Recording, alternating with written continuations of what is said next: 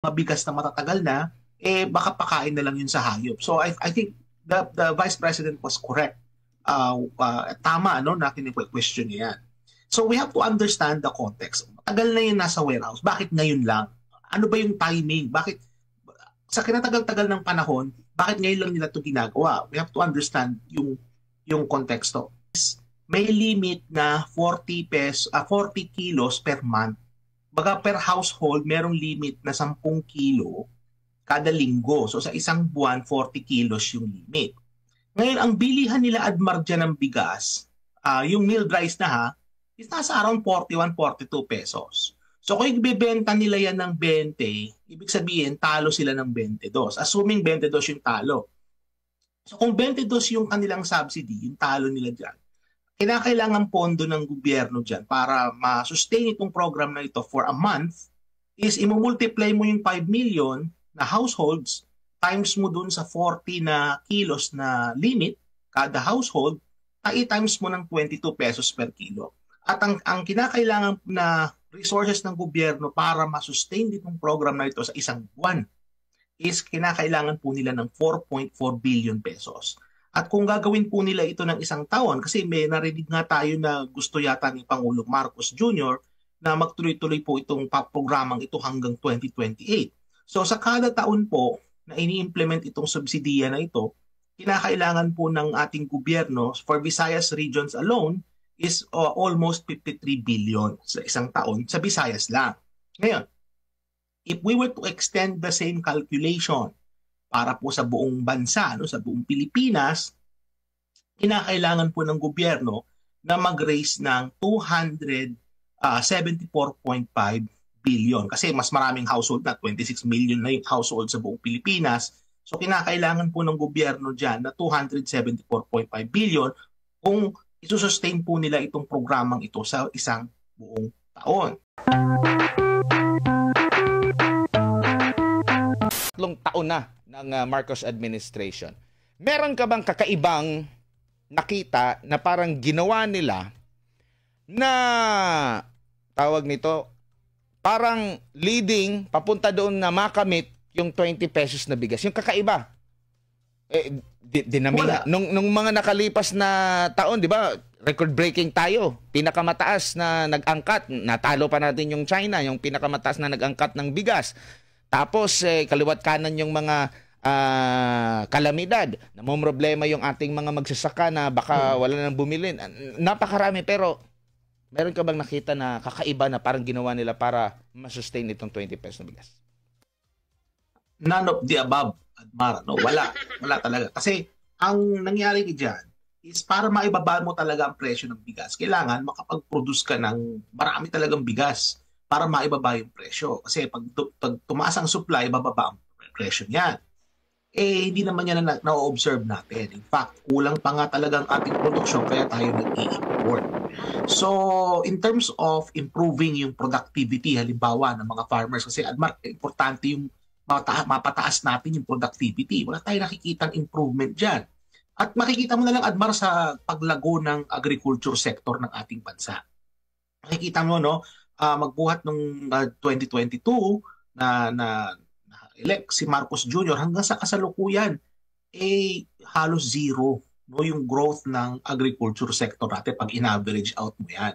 So, ibig sabihin, there's nothing really significant, no, na nangyayari sa sektor na yan na magli-lead, no, sa 20 pesos na bigas unless artificially nilang pabababain yung presyo kagaya ng ginagawa nila. Dagdag lang na information na Doc, no, kanina nakapanayam ko yung grupong Federation of Free Farmers, yung chairman nila na dating DA secretary. Meron silang sariling kalkulasyon, no. Sabi niya, sa paglikha ng 1 kilo na bigas na 20 pesos, yung 1 kilo na bigas, kailangan mo raw ng at least 1.6 to 1.7 na kilo ng palay. Okay? So mula pa palay pa ito, yung pinaka-raw. Okay? Tapos talagang malaki yung naibabawas pala diyan sa timbang na para ma-meet yung may wastage yan, Admar. Oo. So 20 pesos, kung ang presyo ng palay ngayon yung susumahin daw, nasa ano na daw yung pinakamataas 23 pesos. Parang nandyan ang bilihan nila. So, para makabili ka ng 20 pesos na bigas or makaproduce ka ng 20 pesos na bigas, gagastos ka kung sa 23 pesos na halaga ng palay, mga nasa 37 daw ang gagastusin mo para makabuo ka ng 20 pesos na bigas.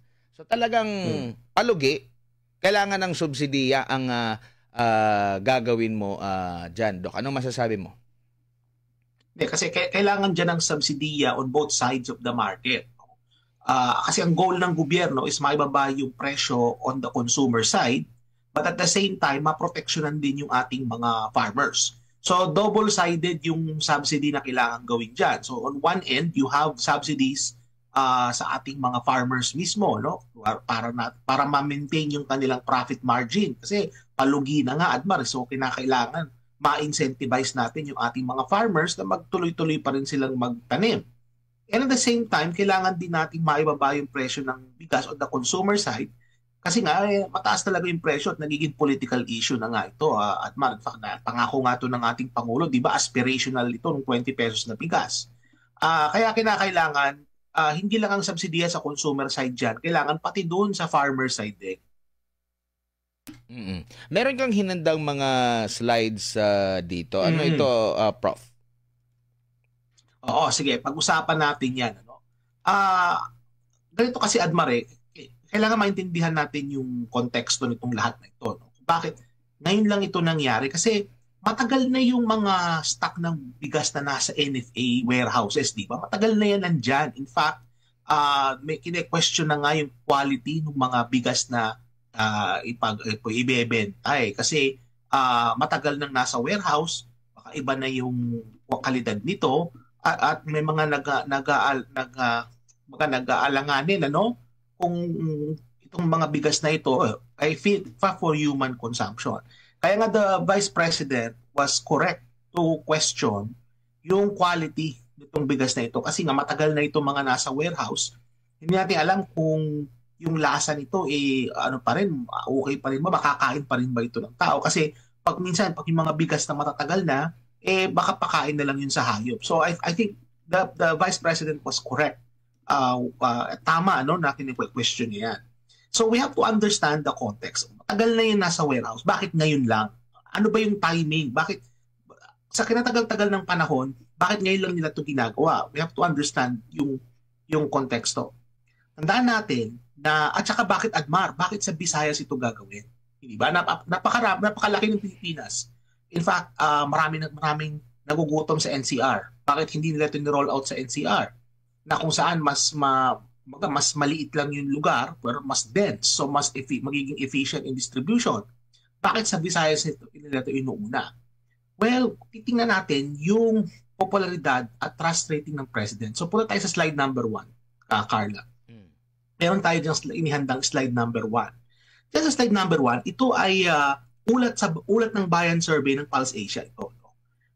Makikita natin yung disapproval at distrust rating ng ating Pangulo, si Bongbong Marcos Jr., makukumpara mo ito ng 2 buwan ng Pebrero at Marso nitong taon na ito. Makikita po natin na napakalaki po ng ibinaba ng trust rating at approval rating ng ating Presidente. In fact, sa disapproval, nag-increase po ito ng 29 points. At sa Visayas po at yung distrust naman tumaas din ito ng 29 points. So, kung ikukumpara po niyo sa ibang rehiyon ng bansa, halimbawa sa disapproval, napakalaki po ng itinaas ng disapproval sa Visayas. At kung titingnan niyo po yung distrust, pinakamalaki po ang itinaas ng distrust doon sa Visayas. So, ibig sabihin, kung titingnan po natin yung iba't ibang rehiyon sa Pilipinas, makikita natin na talagang malaki ang ibinaba ng approval at trust rating ni Marcos Jr. sa Visayas region. So ang tanong dyan, bakit mahalaga yung Visayas region? Punta tayo sa slide number 2, Carla. Sa slide number 2, makikita natin dito yung dami ng botante na naririyan sa Visayas region. In fact, pag tinotal mo yan, 4 na region ang meron dyan, nandiyan po sa ating slide. Meron dyan ang Eastern Visayas, Central, Western Visayas, at yung bagong rehiyon, yung Negros Island region. pag sinumatotal niyo po yan, mga kababayan, maraming vote-rich provinces dyan, yan po nasa kulang-kulang 14 million na botante po yan. Registered voters yan for 2025. At ito po nagre-represent ng 20% ng mga total registered voters sa buong Pilipinas. So napakahalaga po niyang rehiyon na yan. Isa po yan sa mga rehiyon na kailangang maipanalo na kung sino mang na tumatakbo on a national level. Mahalaga po yung rehiyon na yan. So it's no surprise kung i-connecta natin dun sa disapproval rating at saka dun sa distrust rating at saka sa dami ng botante. It all makes sense now na kung bakit nila dyan ginagawa sa Visayas yung pilot program na yan. Punta tayo, Carla, sa slide number 2. Ito, importante rin itong datos na po. Kung titingnan natin yung mga nagdaang midterm election, Admar, maraming midterm election so meron tayo hanggang 1995. Kung makikita natin, yung Pangulo at yung kanyang net satisfaction rating, mahalagang determinant ito kung maipapanalo ng presidente yung kanyang administration slate sa Senado. Kasi sa midterm, di ba, wala namang presidente at vice dyan. Sa national, senators ang ine-elect dyan.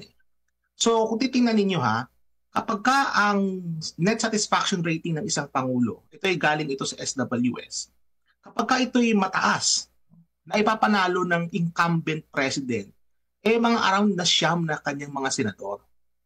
Na ngayon, bakit ko to pinapakita sa inyo, mga kababayan? Kasi alam naman natin na yung magiging composition ng Senate sa darating na Kongreso ay napaka-importante dahil nga sa impeachment. Kasi magkakaroon tayo ng impeachment proceedings, ang Senado ay mako-constitute sila as an impeachment court, at doon natin madedetermina yung after itong election na ito kung sino-sino mga senador ang uupo. So kung mataas ang net satisfaction rating ng isang presidente, makikita natin na may tinatawag dyan na coattail effect. Yung coattail, kumbaga pagka mataas ang satisfaction rating ng isang leader, kagaya ng incumbent president, nadadala niya yung kanyang slate din. So nakita natin yan sa kaso ni Pangulong FPRRD. Noong 2019, siyam yung kanyang naipanalo out of 12. Ganon din si Pinoy, siyam din. Ganon din si Pangulong Ramos noong 1995. Pero makita natin nung panahon na ni Pangulong Gloria Macapagal-Arroyo kung saan naging negatibo yung kanyang net satisfaction rating, ang naipanalo lang niya itatlo. So, anong connection nito sa bigas at saka sa 20 pesos na bigas? Anong connection niyan? Ang connection nito, mga kababayan, ganito. Itong programa na ito, sinisimulan nila ito sa Visayas para mapataas ang approval at satisfaction ratings ni Pangulong Marcos Jr. And by extension, pati yung alyansa slate. Konektado pa rin po ito sa eleksyon. Kasi yung timing, makikita natin, 2.5 weeks na lang po ay mag-eleksyon na. Ni-roll out nila ito sa Visayas na kung saan maraming mga vote-rich provinces. At historically, makikita natin kapag ka nag-improve ang net satisfaction rating ng presidente, mahihila niya yan at mahihila niya yung kanyang slate para manalo. So ang goal kasi nila dito is mapunan yung 12 senador ng mga taga-alyansa na alam nila na boboto in favor of impeaching or convicting rather the Vice President. So yun yung nakikita natin. Pero hanggat nagiging negatibo yung net satisfaction rating ni Pangulong Marcos Jr., makikita natin historically, makikita natin sa datos, empirical evidence, makikita natin na mahihirapan si Pangulong Marcos Jr. na maipasok lahat ng kanyang mga kandidato, yung kanyang mga senador, kasi nga ang pangit ng kanyang approval rating negative. So itong programa na ito sa pagro-roll out ng 20 pesos na bigas, I think it is all about politics, Admar, politika ito. It is less of para matulungan yung ating mga kababayan. Kasi kung gusto nilang yan gawin, noon pa nila dapat ginawa yan. Bakit nila yan ngayon ginawa? Kasi 2.5 weeks na lang mag-eleksyon na at nakita na nila yung mga senyales na pag hindi nila ito ginawa, they will have the same fate as President Gloria Macapagal-Arroyo during the 2007 midterm election. Admar. Mm-hmm. Pero nakwenta mo rin ba kung magkano ang kakailanganin ng ating meron. gobyerno? Meron time slide niyan. Okay, sige. Pakita natin, Carla, yung slide number 4. Nandyan yung, meron akong back of the envelope calculation dyan. Ayan. So yung ganito kasi yan mga kababayan, no? Merong, ang basehan kasi ganito, kailangan malaman natin kung ilang households meron sa Visayas. Ayon sa PSA, merong 5 million na mga households sa Visayas region. Yung apat na region na na-mention natin kanina. Pag tinotal mo yan, 5 million. Ang pilot program na ito, ang bentahan nila dyan is may limit na 40 kilos per month. Baga per household, merong limit na 10 kilo kada linggo. So sa isang buwan, 40 kilos yung limit. Ngayon, ang bilihan nila Admar dyan ng bigas, yung milled rice na ha, is nasa around 41, 42 pesos. So kung ibibenta nila yan ng 20, ibig sabihin talo sila ng 22. Assuming 22 yung talo. So kung 22 yung kanilang subsidy, yung talo nila dyan, kinakailangan pondo ng gobyerno dyan para ma-sustain itong program na ito for a month is imumultiply mo yung 5 million na households times mo dun sa 40 na kilos na limit kada household, times mo ng 22 pesos per kilo. At ang kinakailangan na resources ng gobyerno para ma-sustain itong program na ito sa isang buwan is kinakailangan po nila ng 4.4 billion pesos. At kung gagawin po nila ito ng isang taon, kasi may narinig nga tayo na gusto yata ni Pangulong Marcos Jr. na magtuloy-tuloy po itong programang ito hanggang 2028. So sa kada taon po na ini-implement itong subsidiya na ito, kinakailangan po ng ating gobyerno for Visayas regions alone is almost 53 billion sa isang taon sa Visayas lang. Ngayon, if we were to extend the same calculation para po sa buong bansa, sa buong Pilipinas, kinakailangan po ng gobyerno na mag-raise ng 274.5 billion. Kasi mas maraming household na, 26 million na yung household sa buong Pilipinas. So kinakailangan po ng gobyerno dyan na 274.5 billion kung isusustain po nila itong programang ito sa isang buong taon. To put into context mga kababayan, ang budget po ng Department of Agriculture for 2025 mahigit 200 billion. So ibig sabihin nito, Admar, idodoble mo ng mahigit yung budget ng Department of Agriculture para masustain itong programa na ito. So ang tanong dyan, sustainable po ba yan? O ang gagawin na naman ng gobyerno natin ay mangungutang o itataas ang singil ng, kumbaga itataas ang buwis, di ba, para mapunan yung pagkukulang para ma-sustain itong programang ito. Kasi ibinaba na rin nila, Admar, yung taripa from 35 naging 15%. So yung source nila ng revenue para ma-sustain itong program na ito ay nabawasan. So kukunin nila yan mula sa general fund, mangungutang sila, or kukunin nila yan sa mga iba't ibang ahensya. Kumbaga, may question dyan in terms of the sustainability of this program kasi napakalaking pera at barang kinakailangan. Oo, pero maliban dito kasi, Doc, di ba naalala mo yung dineclare na food emergency, di ba? Kaya kailangan nila ng una, dahil hindi nga napababa yung presyo, sa kabila ng mababa na nga na taripa, ang ini-expect nila bumaba pero hindi pa rin, no? So ang kanilang ginawa doon, wala po doon sa supply, no? Wala po doon sa nagparami ng supply, kundi pinuwersa talaga na yung mga mamimili or yung mga nagtitinda ibaba yung kanilang mga presyo. Sa yung MSRP kung tawagin. In fact, itong nakalipas nga na mga araw, meron pa rin sa mga kababayan nating mga retailer na hindi talaga kinakaya yung MSRP kasi parang win-win na lang. Kumbaga wala silang kita, no? At wala na silang kikitain dahil sa lahat ng mga operational expenses nila. Tapos ngayon, nagkaroon ng emergency na bago yung trabaho ng NFA, magbibenta sila, wala namang kumakagat ng mga LGU. Mabagal yung bentahan nila, which is mababa na ngayon, mga nasa 30 plus pesos ata yung mismong halaga ng kada kilo na pwede nilang ibenta. So doon pa lang, tapos ngayon ibebenta nila ng 20. Kasi naalala ko, Doc, kung pwede ba sila magbenta ng mas mura pa ba doon, ang sabi ng NFA, hindi na, basta yun yung napagkasunduan. So, ang gusto kong malaman, kasi parang hindi pa nagpapa-interview yung taga mismo, hindi ba ito labag doon sa una nilang sinet noong nagkaroon ng food emergency declaration na ibaba sa 20 pesos? Ang ano nila doon, dapat dito lang yung ceiling ng ating para hindi naman lugi yung iba na bigla na lang baba ng halaga. Pero parang same lang ata na bigas yung pinag-uusapan natin doon sa emergency. Dito sa ipapakalat nila ng mga bigas ngayon, una dyan sa Visayas at sa buong Pilipinas, Doc. Yung same lang yung bigas na pinag-uusapan natin yan, Mar, no? Yan yung mga bigas na ng mga nasa warehouse na nabili noon, no? Na na-imbak na yan dyan. Kaya nga may question din in terms of doon sa quality nung bigas na yan, no?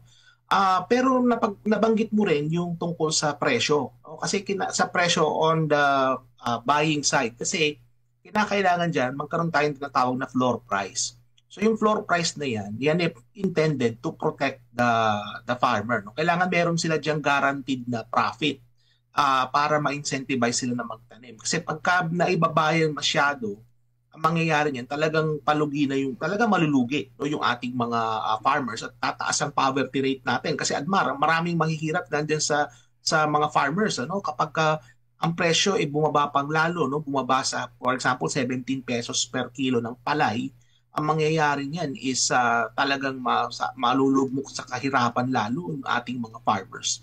So ang kinakailangan diyan is mag-establish sila ng floor price na makakapag-guarantee ng sapat na profit, no?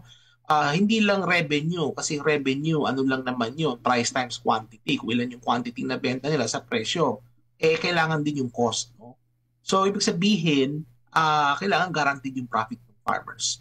So in terms of dun sa batas, inaalaw naman sila, Admar, sa ngayon na ang NFA na bumili ng both palay mula sa mga farmers at inaalaw din sila na bumili ng well-milled na rice, no? Ito nga yung balak nilang gawin sa pagsusustain nitong programang ito, no?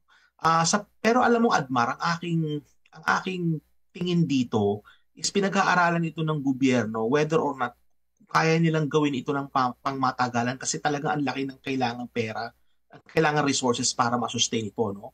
Ang aking pakiwari dito, mukhang sa election lang ito, no? And then after a few months, mawawala rin uli itong programa na ito, kasi malaki ang kinakailangang budget para ma-sustain ito, Adma.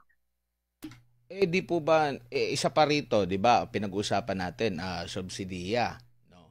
At kabilang din sa naalala ko, noong hinihimay o inimbisigan hata itong NFA or yung renewal ata yon ng RTL, kung di ako nagkakamali, ay na-question itong NFA na bakit pa hihingi ng dagdag budget na dapat silang parang sub-generating na sila ba para makatulong. So kung may papatupad itong ganito, so wala na tayong aasahan pa na makaka-generate pa sila. Baka mas lalo magdadagdag pa tayo ng pondo nga sa kanila, Doc. Sabi ko nga kanina, ang mangyayari niyan, Admar, is kailangan dodoblehin natin ang budget ng DA. Kasi ang budget ng DA ngayon nasa 200 billion lang. Sa base sa kalkulasyon natin, kung buong Pilipinas natin i-roll out itong programang ito, itong 20 pesos na kilo ng bigas, well, you need more than 200 billion. In fact, mga 270 billion yung ating kalkulasyon. So, ibig sabihin nito is hindi sila magiging self-sustaining. Rather, ang mangyayari niyan is aasa sila sa national government para masustain itong programa na ito, no? Kasi nga, talagang gano'n naman yan, Admare. Ang subsidiya talaga, palugiyan sa gobyerno. Ang issue dyan is may sapat bang PC ang ating gobyerno kung gano'n sila katagal, no, isusustain yung programa na yan. Kaya nga napakahalaga, Admar, itong taripa, no, sa rice tariffication law, kasi isa ito sa malaking pinanggagalingan ng pondo para masustain itong mga ganitong klaseng programa. Ibinaba na nga nila yung taripa from 35 to 15%. So, bumaba na yung kita nila from the tariffs. Ibig sabihin, huhugot sila niyan sa ibang sources. So, At yan makikita natin, baka makompromiso pa nga Admar yung mga ibang gastusin ng gobyerno kasi napunta dito sa rice subsidy program. So kinakailangan pag-isipan mabuti ng gobyerno kung gusto nilang i-sustain itong programa na ito. Kinakailangan pag-isipan nila ng mabuti kung saan nila kukuhain yung pondo na ilalagay nila para dyan. In fact, alam mo, Admar, ang suggestion pa nga ng mga farmers natin is talagang napakataas ng taripa eh. Kung silang tatanungin mo yung ating mga kababayang farmer, sasabihin nila sa inyo na yung 15% masyadong mababa yun. May mga naririnig ako, Admar, 50% ang gusto or mahigit pa, no? Ang taripa sa imported Actually, na bigas. yung information na yan na Doc, nung hinihimay-himay nila, yung pag-review nila, ang suggestion talaga ay 50%. 50% talaga. Baka siguro nabingi lang yung NEDA. Ang dinig nila 15, kaya ginawang 15. Pero yung mga information na nakukuha natin, 50 talaga. Gusto pa nila talagang taasan yung taripa during the time. Hindi bawasan.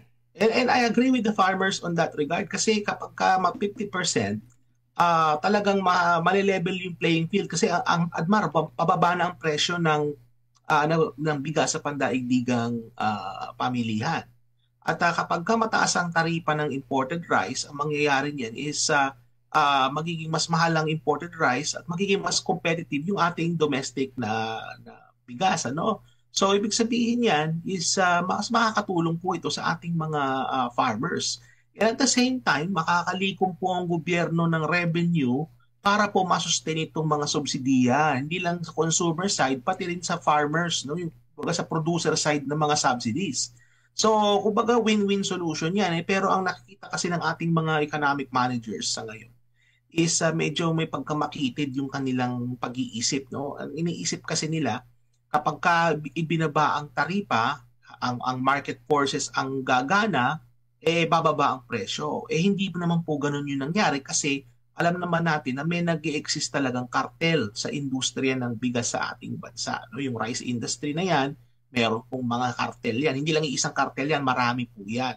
So, at yung kartel na yan, yung grupo na yan, sila ang nagmamanipula ng presyo. Kaya nakita naman natin na hindi talaga sumasabay ang galaw, no, ng presyo sa pamilihan kontra sa pandaigdigang pamilihan sa bigas. So, and I agree, Admar, tama talaga yung suggestion ng ating mga farmer, no, na ibalik uli sa mataas na rate yung taripa para mas maproteksyonan sila, lalong-lalo na Admar sa panahon ng anihan. No? Kasi sa panahon ng anihan, kailangan mag-guarantee natin na yung ating mga farmer mabibili yung kanilang yung palay. No? Mabibili yun sa kanila kasi otherwise malulugi po sila. No? In fact, Admar, isa yan sa mga wino-worry ng ating mga farmer. Hindi ko lang alam kung napag-usapan nyo ito nung guest ninyo na nakwento mo kanina. No? Kasi ang worry ng mga farmer, Admar, is bababa ang presyo ng palay kapag ka nagtuloy-tuloy itong programa na ito. Kasi ang mangyayari, Admar, alam naman natin ng NFA, bumibili yan ng palay mula sa ating mga farmers. Pero pwede rin silang bumili ng well-milled rice. Ang sistig dyan, mga kababayan, limited lang ang resources ng NFA. So ibig sabihin, kung i-allocate nila yung kanilang budget towards the purchase of well-milled rice, mababawasan yung kanilang budget sa pambili ng palay. Which means na kapag bumaba ang budget sa palay, bababa yung kanilang demand sa palay at pag bumaba ang demand, alam naman natin bumaba ang presyo. Kaya isa yan sa Admar sa mga wino-worry ng ating mga farmer na baka pag nag-sustain itong programa na ito at napakalaki ng budget na kailangan, baka dumating yung panahon na baka kakaunti na lang na palay ang bibilhin ng NFA kasi nga most of their budget goes now into the purchase of well-milled rice. Kaya yan ang kinakakabari ng ating mga farmers and they're right to worry sa issue na yan. Madali kasing magplano kung nakikita pa na marami pang mga buffer stock. Pero ito rin yung dapat na tingnan ng ating mga kababayan bago sila ma-amaze dito sa naging hakbang na ito ng gobyerno.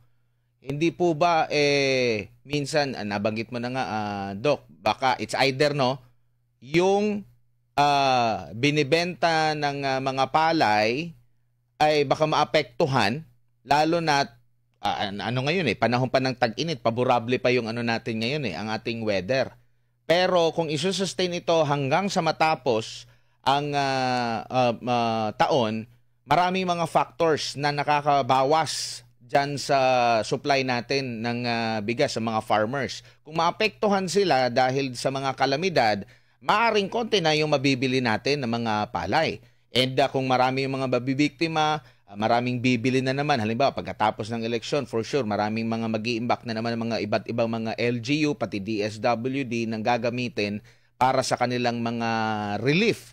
Ang balita ko, para kung NFA lang itong gamit na ibibenta para sa mga kababayan natin, hindi sila kukuha doon sa mga imported na bibilhin, which is mas mataas pa ata sa 20 pesos, tama ba, yung bentahan? Oo. So, ito yung mga factors na dapat din na tingnan ng gobyerno. Kung gusto talaga nila na mag-sustain, kasi ito, suggestion natin, para ma-sustain nila, every year, kasi target nila 2028 hanggang 2028. Ngayon napakasimple pang magplano kasi ang daming sobra. Kasi panahon ng tag-init, walang masyadong nitong nakalipas na nakaapekto sa ating palay, Doc. Kasi kapag meron nga namang imbak, kumbaga mas may freedom sila kumbaga marami silang pwedeng magawa. Kasi maraming mga stock, kagaya yan, ilabas nila yung mga stock na yan sa mga warehouse. Pero ang issue dito, Admar, is when it comes to the time na kailangan na nilang punuan uli yung mga stock na yan. So dyan napapasok yung malaking budget na kinakailangan kasi nga i-restock nila yung mga warehouse. At saka, alam mo, Admar, sa market kasi ng bigas, sa rice industry in general, napakaraming mga uncertainty na nangyayari. So halimbawa, pagka nagkaroon ng kalamidad, nagkaroon ng mga bagyo, Admar, itong mga bagyo ay tumama sa mga rice-producing provinces, ang mangyayari niyan is magkakaroon talaga ng shortage tayo sa domestic market at tataas talaga ang presyo. At kapag tumaas ang presyo, paano na yung subsidiya? Kasi pagka pilit mong i-maintain niya ng 20 at kapag ka nagkaroon ng kalamidad, talagang mas malaking pera ang kinakailangan mo para masustain mo yung mababang presyo. Now, isang option din is mag-i-import. Kaya lang, medyo unpopular din yan, Admar, kasi makikita mo nga naman yung mga farmer mo naghihirap na, nagkaroon pa ng kalamidad, and then mag-i-import ka pa. So from a political point of view, medyo hindi maganda yung optics nun kasi naghihirap na yung mga farmer mo and then mag-i-import ka pa.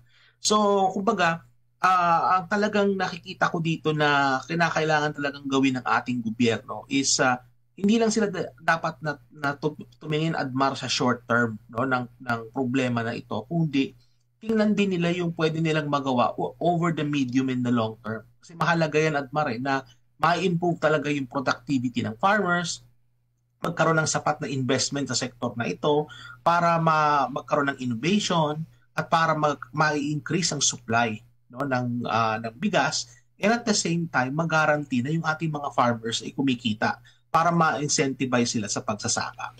May mga at stake na naman ito na mga possible proyekto. Kung malilipat yung pondo, kung gusto talaga nilang i-sustain ito ng mahaba, so may mga proyekto na possible masasagasaan kung hindi sila uutang, Doc. At kung ayaw naman nila na masagasaan yung ibang mga proyekto dahil maglilipat sila ng pondo, halimbawa for future na mga taon sa budgeting, baka uutang na naman tayo tapos intended nito walang balik. So nakikita nyo po ba na itong pagbebenta ng 20 pesos na bigas may epekto sa ating ekonomiya? Meron, kasi nga ang mangyayari nito is mababawasan yung government revenues na pwede sanang i-allocate sa mga ibang mga proyekto.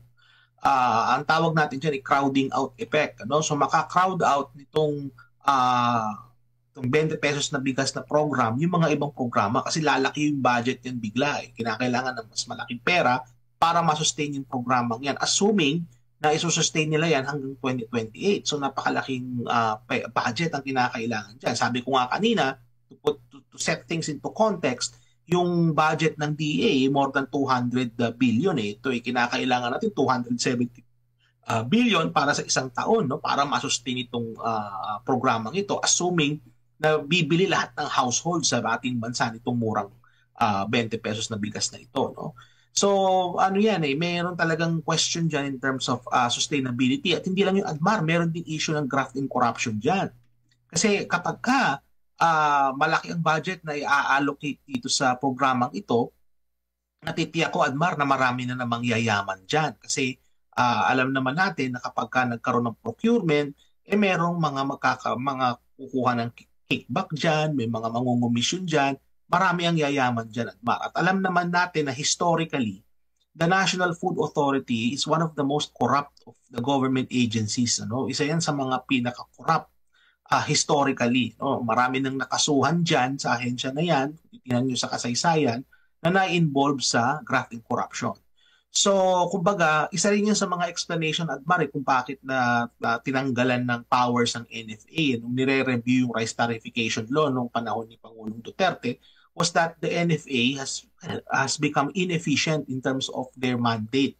At yung inefficiency ng NFA na yan, ay nanggagaling yan dun sa kanilang propensity na magkaroon ng graft and corruption.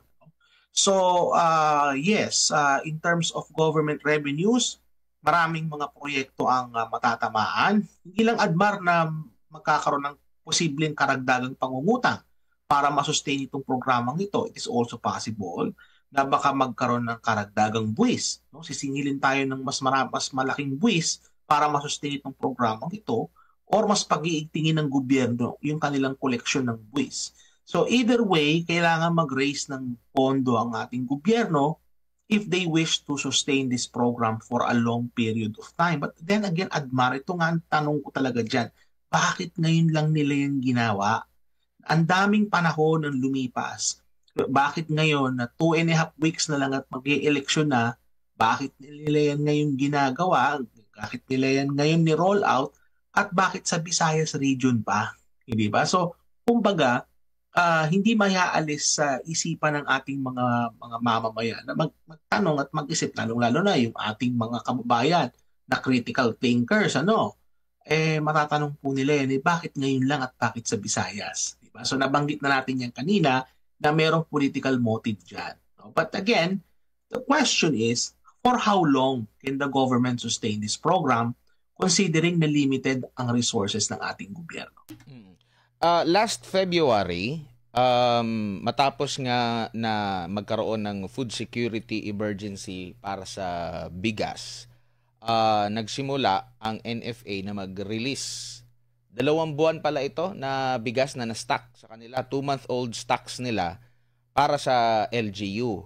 At ang bentahan nila is nasa 33 or 35 pesos. 33 pesos yan, oo. Oo, sa food terminal, ang sabi dito, pwedeng mabili ng 33, pero sa mga LGU at sa iba pa mga controlled government corporation, government-owned and controlled corporation, LGU at iba pang ahensya, pwedeng mabili raw ng 35 pesos kada kilo. Itong 2 buwang taong gulang, 2 buwang gulang na 2 buwan lang, at Marco naman. 2 buwang gulang na bigas. Birero to Pero di ba binalita nila na kukonti lang yung nag-order. So kaya marami silang ano na ngayon, mga Abril. So medyo old stock nila po ito, no? At hindi naman ito marami pala. Doc, so talagang yung incoming pa na mga yung existing din na mga bigas, kasi needed nila ng mga 15 days ba na stock, good for 15 days kung sabay-sabay kakain at bibili ang mga Pilipino, good for 15 days. So ibig sabihin lahat na lang ng kanilang bibilhin ay mapupunta na dito sa dito sa 20 pesos na bigas kung susumahin natin yung needed yung kaninang equation o yung equation mo, yung kwenta mo doon sa mga tao na possible magiging beneficiary nito. So, lahat na ng mga bigas nito, kailangang i-release nila. Para lang, intended lang doon pala. Kasi kung hindi naman nila i-release yun, magkakaroon ng kakulangan, makikita na naman ng taong bayan, ay hindi lang pala, parang isang palengke lang ata present itong ganitong 20 pesos na bigas. Which is nangyari din yan dati, di ba? Na hindi rin na ituloy-tuloy yung mababang presyo ng bigas, Doc. May issue kasi dito, Admar, I think in terms of communication. Bakit yung mga LGU walang masyadong kumagat, no, dito sa kanilang 33 pesos na bigas, ano? Ang aking suspicion dito, Admar, is malamang mayroong communication problem. So ibig sabihin ng communication problem, kumbaga hindi maayos na naipaalam sa mga LGU na merong existing na mga bigas na pwede nilang mabili at set price. Kumbaga, kinakailangan kasi magkaroon ng mga coordination yan. Lalo na sa DA, yung kanilang mga regional offices, marami yan, Admar, lahat ng region, merong opisina ang DA dyan. And ma-coordinate ito dun sa mga probinsya na nasasakupan ng mga region na yan. So sa palagay ko, nagkaroon ng communication issue yan. So yun yung una. Nakikita ko pa dito, Admar, no? Kasi kinakailangan din nalang i-release din yan. Kasi the more na tumagal yung mga bigas na yan, the more na magde-deteriorate yung quality ng bigas. Although, meron naman talagang suggested shelf life ang bigas, Admar. In fact, mga 6 months pwede yan o baka mahigit pa. No? Kaya lang, the more na tumatagal yan sa warehouse, the more na nagde-deteriorate din yung quality. So the earlier na mailabas nila yan, the better. Kasi nga, pagka tumagal pa ng tumagal, medyo magkakaroon na ng question yan whether or not fit na yan for human consumption. Kaya nga natanong yan ni BP Sara nung isang araw, di ba, na itanong niya yan kung baga itong mga bigas na ito, baka pakain lang ito sa hayop. And tama po si Vice President sa kanyang tanong. Tama po yung kanyang obserbasyon na yan. So ang nakikita ko dito is tama lang, to be fair to them, tama lang itong ginawa nila na i-release yan. Pero again, the question is yung timing, yung pamumulitika, at pagka nag-restock na sila niyan, may issue ng graft corruption at malaking pera ang kinakailangan. So yun yung nakikita ko dyan na Admar, in terms of dun sa nangyari dun sa mga stock ng bigas nandun sa kanilang mga warehouse. Ang sabi noong Marso ng NFA, Doc, dahil sa red tape, matagal na proseso sa mga LGU, ang nakikitang ang nadahilan kung bakit mabagal yung kanilang pagbili. Ang sabi pa dito, lack of funding sa pagbili ng rice. Kasi nga, biglaan itong lahat At kailangan mo pa na idaan or authorization sa konseho nila. Kanya-kanyang mga konseho. And, take note, nag-umpisa na rin yung local campaign, 'di ba? So magiging abala, hindi na makakatutok doon. And nakipagpulong din ito pa lang si Marcos Jr. sa mga gobernador dito sa Visayas. So possible din, pwede nating isipin na talagang inobliga na sila na bumili kayo ng bigas para maibenta natin dito sa dapat mapabilis yung nito. Transaction. Pero nakikita nyo po ba, kasi marami kung ito ba'y talagang gusto lang talagang tuparin yung kanilang pangako or artificial lang dahil nalalapit sa yung timing question, magiging make or break ba ito sa administrasyon? Lalo na kung mabulilyaso sila, malalaman, tingnan niyo, hindi nag-sustain hanggang May 12 lang yung expiration. Hanggang doon lang nagtagal, hindi na-extend pa, lalo na kung matalo yung kanilang mga pambato, hindi wala na ng gana. Yung mga ganun, magiging make or break ba ito sa gobyerno na ito? Well, nakita natin kanina sa datos, if you have an unpopular incumbent president with a negative approval or trust rating, makikita natin that this will have an impact sa kanilang midterm election. Makita natin na posible na hindi nila maipasok lahat ng kanilang senador, gusto nilang ipasok diyan. Hindi nila magagawa yan kasi nga unpopular ang presidente. Kaya mahalaga na magawa nila yung policy na yan, itong 20 pesos na bigas para mapabango, at mapapaganda ang imahe ng incumbent. So ganun po yan. So it's a political strategy, it's a calculated move But the question is yung timing din, ano? Kasi kumbaga medyo late in the game na, Admar eh. I mean, it's 2.5 weeks bago mag-eleksyon. You need time to roll out a program like this, no? Kailangan mo ng panahon kasi ang gobyerno kumikilos yan, kaso nga lang mabagal talaga kumilos yan. So 2.5 weeks bago mag-election might not have been enough, no? Dapat ginawa nila yan mga 6 months ago. Kung talagang gusto nila na makatulong na mas matagal at maging mas effective yung kanilang strategiya, dapat noon pa nila yung sinimulan. No? So isang question din dyan is bakit natagalan, and maybe they're right about the red tape. No? Hindi lang yung red tape sa mga LGU, Admar eh. It's also the red tape within the Department of Agriculture. Kumbaga yung pagro-roll out yan, hindi lang naman LGUs ang involved yan. Ang primary mover niyan is the Department of Agriculture. And the DA itself is ridden with red tape. No? Ngayon, on the issue of communication na nabanggit ko kanina, if this program was communicated sooner to the LGUs, before the local campaign, ipasa na, Admar, yung mga resolution. Kasi sa mga LGU, Admar, kailangan nila mag-draft ng mga resolution for that. So kailangan magkaroon ng pag-uusap, pagpupulong ng mga bukal, no, sa mga probinsya at mga sangguniang panglungsod o sangguniang pambayan, para makabili sila, no, ng bigas sa presyo na yan.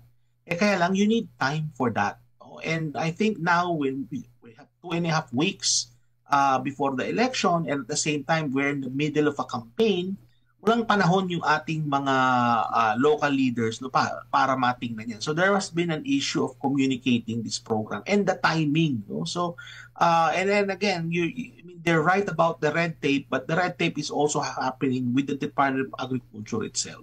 Oo, kasi ang mahalagang punto rin dito, Doc, na malaman ng taong bayan, wala kasing bagong inintroduce. Kumbaga, nakita lang nila na merong stock. Bakit umabot pa ng Abril? Mangangalahati na tayo sa taon, doon pa nila na napag-decide na pwede na pala tayong magpalugi. I-subsidize na lang natin. 'Di ba? MSRP pa sila na doon sa mga sa bigas natin. Tapos parang sinubukan na nila ito magbenta ng 25 at 20. Cebu rin 'yun, 'di ba? Naalala mo, Doc, na parang isang araw lang ata naglaban bawi sila. Sandali lang 'yun. Sandali lang 'yun. Umatras din sila. Wala naman tayong nakitang pagbabago doon sa na-insert na programa during that time hanggang sa kasalukuyan, tapos ngayon naging so hindi mo maiiwasan na magduda ka. Kahit na sabihin nitong si Claire Castro, kasi sinabihan niya si VP Sara na alisin daw yung crab mentality. Ganun daw. Maging makipag na lang daw, suportahan na lang daw itong hakbang ng gobyerno. So hindi na pwedeng magtanong at magbusisi kasi yung timing talaga, ilang araw bago ang eleksyon, wala namang bagong pinatupad na programa o intervention man ito. Kasi kung i-trace mo, wala naman sila. Alam mo yung parang, okay, ito yung programa natin, na target talaga natin na biglang mag 20 pesos na bigas. Wala. Binaba nila yung taripa. Nag-MSRP sila. So, ibig sabihin, MSRP, wala talaga sila doon hanggang 20 pesos. Nag-MSRP sila, hindi 20 pesos eh. Diba? So, tsaka, Admar, sa MSRP, walang penalty dyan eh. Kumbaga, suggested nga lang yan eh. Oo, nagsita nga sila kahapon. Suggested lang. Oo, nanita pa nga sila kahapon. So, parang hindi mo maisasantabi yung pagtatanong ng taong bayan, uy, bakit bigla na lang? Parang wala kayong parang pinag-aralan ba ito? Or kasi kung pinag-aralan, hindi pwede magtanong, Admar, ng quality ng bigas, baka pakain na lang sa hayop yun. Hindi pwede magtanong ng diba? Nasaktan nga raw si Agriculture Chief. Nasaktan daw yung ganito na lang, Admar, may challenge ako kay Attorney Claire Castro. May challenge ako. Noong panahon ni Secretary Piñol, umaalala mo, kumain siya nung di umano'y bukbok na bigas. Naalala mo yung Admar, kinain niya yung bigas, sabi niya hindi bukbok. Ito challenge ko kay Attorney Claire Castro. Kung sa palagay mo gusto mo talaga walang crab mentality, suporta sa gobyerno, magsaing ka nung bigas na yan, at kainin mo on live camera. Pakita mo sa mga kababayan na yung bigas na yan ay fit for human consumption. Suggestion ko para nga. Para mapaniwala ang tao. Ang suggestion ko nga, lahat ng official opisina ng gobyerno, kung meron man kayong dyan, ang gagamitin nyo na bigas, sabay kayo. Para at least magandang messaging sa taong bayan. Naalala ko yung sa South Korea, alam mo yung di ba meron silang, South Korea ba yun? Or Japan, na parang may tinapon sila ng mga nuclear waste ba yun? Sa dagat. Tapos, yes, yung sa isda. Isda, kumain sila mismo ng isda, di ba? Maganda yun. Naalala mo during Duterte administration, kasi nga, ang question doon is yung ASF, di ba? Tapos maraming nagbibenta ng lechon, naapektuhan na sila na hindi naman ibig sabihin na merong ASF lahat na. So, kumain din sila, sabay-sabay din sila na safe ito for human consumption. Ganyan, magandang messaging yan, di ba? Yes, Doc, isama mo na rin sa challenge, Admar, no? Alam mo yung boodle fight, di ba? So, pwede sila mag-boodle fight dun sa PCO. Pwede. Kung sa boodle fight, lagyan nila sa dahon ng saging. Basta wag na lang kakainin yung dahon ng saging. Okay. Yung bigas lang kakainin nila. Wag na lang imbitahan yung yung baka sasabihin, ito yung saging. Wow, saging. Baka gaganon yung sasabihin. Pero pero in all seriousness, yun ang challenge ko kay Atty. Claire Castro at sa pang mga opisyalis ni Marcos Jr. administration. Kasi kung talagang seryoso sila dyan sa programa na yan, at gusto nilang mapaniwala ang taong bayan na itong bigas na ito ay fit for human consumption, masarap, kumbaga makakain, pakita nila yan. Bilang panghuli na lang, Doc, conclusion, ito bang hakbang na ito, kung magtutuloy-tuloy ito, based doon sa mga computation na nabanggit natin, na pag-usapan natin dito, makatutulong ba ito sa paglago sa ating ekonomiya o lugi pa rin? Well, ganito kasi yan merong may trade-off yan, Admar. Kasi kung gutom ang tao at binigyan mo ng pagkakataon na makabili sila ng bigas na mura, ma-address yung kagutuman ng bahagya at makakatulong ito sa human capital natin in the form of health. Kasi kalusugan, mahalaga yan. Kung gutom yung tao, hindi malusog, problema yon. Makaka-apekto yan sa kalidad ng mga manggagawa, makaka-apekto yan sa pangkalahatang ekonomiya. So merong tulong yan. Kaya lang ang issue dito is kung isang buwan mo lang sila bibigyan ng mas murang bigas, isang buwan lang yung programa, walang magiging epekto yan sa paglago ng ekonomiya. Kailangan kung gusto nyo maka-apekto yan sa ating economy on a larger scale, kailangan yung ganyang programa sustain. Kaya lang ang problema, mga kababayan, kung isusustain yan ng gobyerno, napakalaking resources ang kailangan. At meron ding risk na baka maibaba din ito ang presyo ng palay, which would hurt our farmers then. So, kumbaga, ang kinakailangan dito ng gobyerno is balansehin nila yung interest ng mga consumer, babalansehin nila din yung interest ng mga farmer. Dalawang subsidiya ang kinakailangan. May subsidiya sa farmer, meron ding subsidiya sa mga consumer, at mas lalong malaking pera ang kailangan. So, ang pinaka talagang nararapat na gawin dito is habang ina-address ng gobyerno itong issue na ito over the short term, hindi nila dapat kalimutan na dapat din nilang i-address yung issue for the long term, kagaya ng pag-i-improve ng productivity ng ating mga farmer. Kasi napakahalaga po niyan. Hindi pwedeng puro short term lang yung ating solution. At kinakailangan din, Admar, maging creative ang ating gobyerno in terms of solutions. Hindi yung nakita lang nila sa warehouse na merong silang bigas na pwedeng i-disburse, pwede nilang ilabas, yun na yung naging solution nila. They need to come up with more creative ways at effective ways para matulungan at masolusyonan po yung problema ng kagutuman na nararanasan ng marami nating kababayang mahihirap sa ngayon. Hindi puro dapat pamumulitika lang ang ginagawa ng ating gobyerno. Pagkus, ang kinakailangan talaga dapat nila dyan gawin is makatulong ng puspusan at totohanan sa ating mga kababayan, lalong-lalo na po yung ating mga kababayang mahihirap. Kasi kung maalala ko nga, Admar, nabanggit ni dating Pangulong Duterte, sa ating mga kababayang mahihirap, ang meron lang po sila yung gobyerno. At yung gobyerno po ang makakatulong sa kanila. The government is the only thing they have. Kaya nga dapat na ginagawa ng ating gobyerno is talagang genuinely dapat makatulong po sila sa ating mga kababayan, lalong-lalo na po yung ating mga kababayan na nagugutom at naghihirap. Baka sabihin ng mga nasa gobyernong hinahamon mo, Doc, ay hindi kasi intended para sa amin yan. Para yan sa mga kapuspalan natin na para makabili sila ng ng bigas. Hindi yan para sa amin. Alam mo, Admar, isa sa mga naituro sa atin ni dating Pangulong Duterte is leadership by example. Yun nga.